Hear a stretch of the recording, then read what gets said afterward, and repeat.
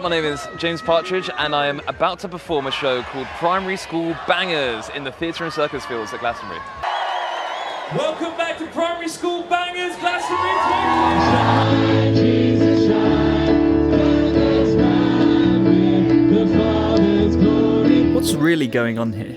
Why would thousands of people at Glastonbury sing Shine Jesus Shine? There is something that makes people love singing primary school songs, and it's not just a hobby of some people. No, I believe if we work out the appeal of these assembly bangers, then we can understand something about what it means to be human. To get to the bottom of this, we need to understand something about childhood in the UK. English schools have assembly every week, or even every day, and they sing the same songs over and over again, and kids are practically forced to join in. I remember getting told off for not singing in assembly at school.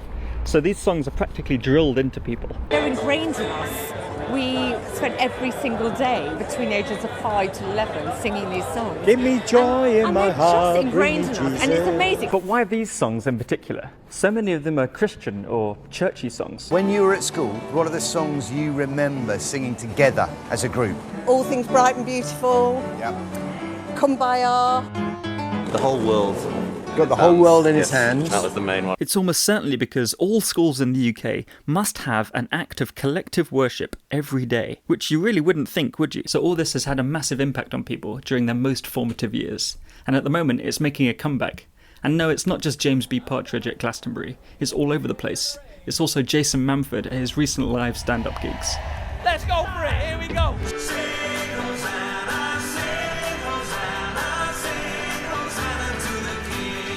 And it's not just celebrities doing their things, it's in ordinary life as well. I loved All Things Bright and Beautiful. We had it at our wedding. People get married in a church and they feel like they should sing something, so they pick one of these assembly bangers, which everyone will know. So it's a very widespread thing then, although looking at these clips, it does look like it's reaching a certain demographic.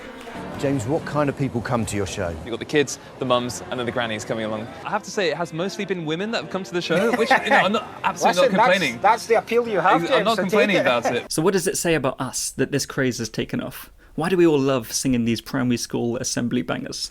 Well, ask anyone why they enjoy it, and they'll tell you one thing. Everybody singing their hearts out like it was back in the old days, back like 20, 30 years ago. Well, like a good sing-song. I think it was the whole nostalgia thing as well. Nothing like the good sweet hit of nostalgia right there. To bring back some nostalgia from back in the day. And the nostalgia thing is incredible. Spreading school days nostalgia across the country. Because almost every child in the UK has been through this experience growing up, we hear these tunes and we just have to join in. It unlocks something inside of us. It's so reminiscent. We get that hit of nostalgia. But we can be a bit more specific than that. People don't just mention nostalgia, they also mention something else too. But this isn't just a trip down memory lane. A lot of us have really fond memories of our primary school days. They're kind of carefree, and whereas now we might have, a lot of worries. Just having that kind of pure innocence of the songs that you sang as children. This is the moment in the day when nothing had quite gone wrong yet. So it's in the morning, so you hadn't been told off yet, you hadn't had detention. We're nostalgic for our carefree, innocent days of childhood, when we just had playtime and assembly and we could enjoy ourselves singing together, when life was simpler and happier. That's what we have a deep longing for, and somehow singing these songs scratches that itch for us. Does it have to be these specific songs when we sing? The simple fact is, so many of them have Christian content to them. Is it the Christian lyrics that are important to us when we sing these primary school assembly bangers? In fact, let's ask a much wider question. Do we care about any of the lyrics to any of the music that we sing? Now obviously some people love lyrics to songs. We hang them on our walls and we share them on social media. I remember when I was a kid using song lyrics on my MSN profile. But actually I think the default is that people don't really care about the lyrics. Think about this one specific example. Do you even know what that song is about? I suggest that most people don't sing this song for the lyrics or the story it tells. Rather, we sing it for the feeling that it gives us. This is a classic song to be sung at wedding parties.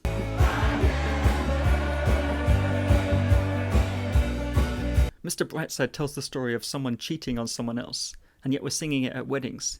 We don't really care about the lyrics. We care more about the feeling it gives us. And also we care about the experience of singing it all together. So the general principle is this. The feeling that the music produces inside of us is more important than the words that we're singing. In the case of these assembly bangers, it's the nostalgic feeling for the carefree innocence of youth.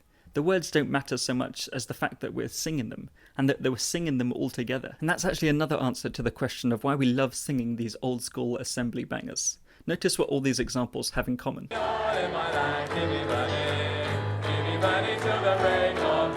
a chorus. Sing Hosanna, sing Hosanna, sing Hosanna to the King. No one is singing these songs on their own. They're not putting them in their headphones as they go to work. Or are they? Are you doing that? Let me know in the comments down below if that's you. And I feel like it really unlocks something in a lot of people where they missed that communal experience of being in a room full of people singing together. When you all sing together, something happens energetically and it brings people together. Everyone was singing, on their feet by the end, people arm in arm. That's all, that's what you need in life, isn't it? We sing them together. We love a bit of collective singing, and when we sing these songs together, it fulfills our longing for a sense of community. We are communal creatures after all, so singing these songs together scratches that itch for us. But not all is okay. Think about this for a moment. When else do we sing together? Unless you're musical and you love singing in a choir, there's probably only a few places that you sing with other people. You might sing at a football game or on a night out.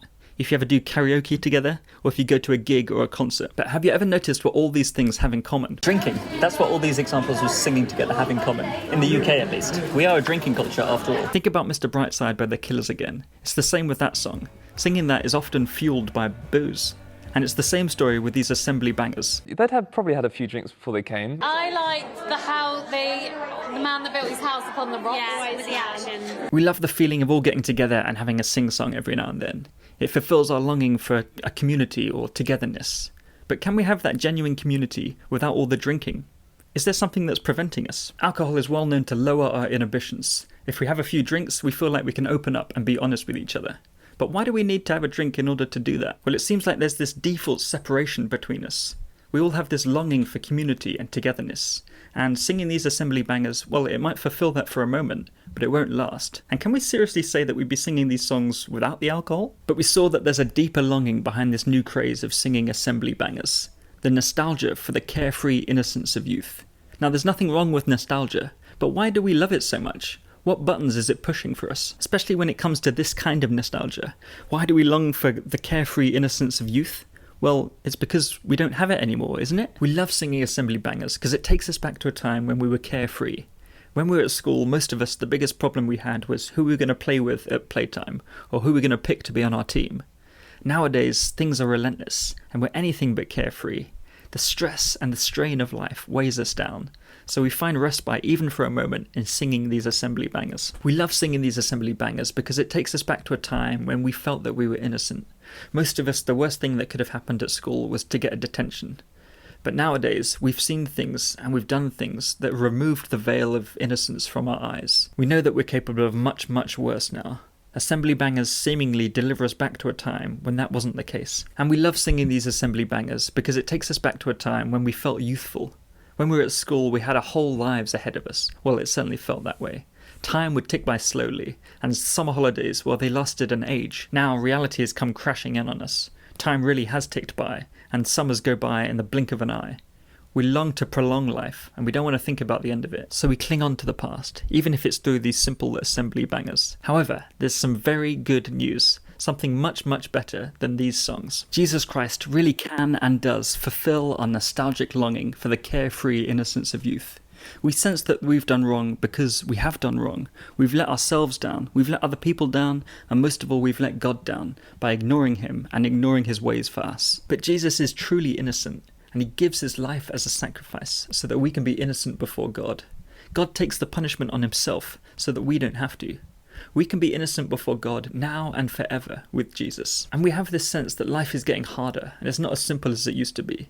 But with Jesus, there's something of immeasurable joy on the horizon. Life may be incredibly tough now, and it may stay tough. But when we're with Jesus, there's immeasurable joy on the horizon, spending eternity with him. We also saw that life just keeps on ticking away, and we have a longing to preserve it. We long for youthfulness. But Jesus offers life, and life to the full, both now and for eternity. That's a promise that he can and will keep. Even though we will die, we will live with him forever. Jesus offers perfectly and permanently what these assembly bangers can only offer the slightest sense of. But we also saw that singing these primary school songs is trying to fulfill that longing for togetherness and community. Now, if only there was a place that you could get together with a bunch of other people and belt out some songs together and feel like you're connected to something bigger than yourself and connected to something in the past. When a person trusts in Jesus, they join his family. They're part of the global church all around the world. And they can also be part of a local church where they can experience life with Jesus together with other people.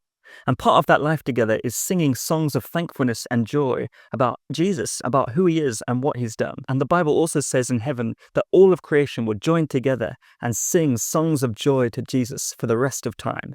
So will you trust Jesus and join that great assembly? It's time for some very important questions. Should churches be singing these assembly bangers so that people who come along who aren't used to going to church feel more included? Yes, we want people to come along to church and feel welcomed. But is this really what they want? I expect that most people coming to church don't want to just experience something that they've already experienced. They want to find out what's new and what's different about Christians and Christianity. And is this what people need when they come to church? I suggest that when people come to church, they need to experience the uniqueness of what's happening, seeing Christians gathered together to meet with each other and to meet with God. It's not just another group or another club or assembly. 1 Corinthians 14, which is in the Bible, teaches about this. Church is for Christians, but there will be others there too who will fall down and worship God. So churches, keep singing to Jesus and about Jesus in the most heartfelt way that you can. And also, lots of churches are still singing Shine Jesus Shine, and I don't blame them. It's a great song. The other question is this a sign of quiet revival? No, probably not. I just want to end this video by saying thank you so much for watching. I hope you enjoyed it. If you agree, or even more, if you disagree, let me know in the comments down below. Let me know what I got wrong.